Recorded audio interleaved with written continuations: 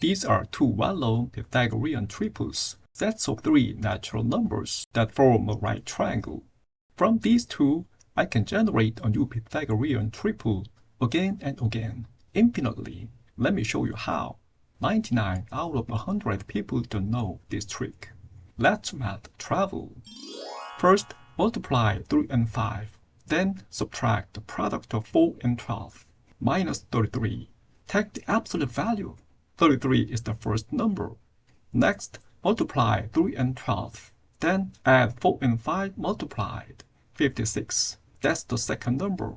Lastly, multiply 5 and 13. 65 is the third number.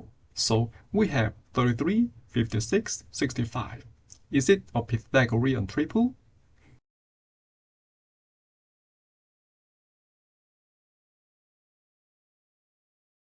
Look at this. 33 squared plus 56 squared equals 65 squared. Perfect match. Yes, it is a Pythagorean triple. Let's try again.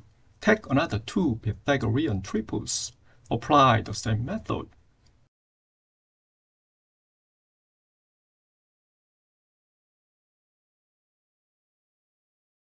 We get this triple. Let's check.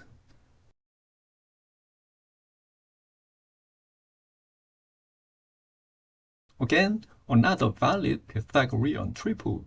This rule always works. Let's prove it algebraically. Let ABC and XYZ be two Pythagorean triples. These numbers are all natural numbers, and two triples satisfy the Pythagorean theorem. Now, form a new triple like this.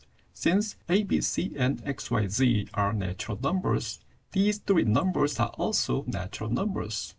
Let's square the first two terms and add them. Expand and simplify. The middle terms cancel out. What remains is this.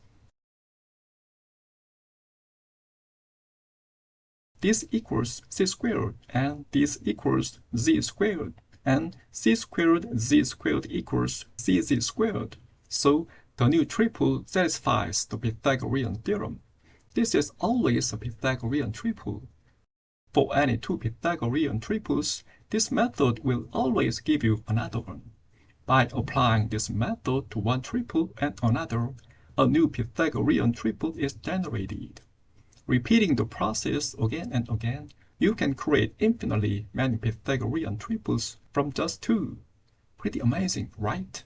Did you enjoy math traveling? Please subscribe for the next trip.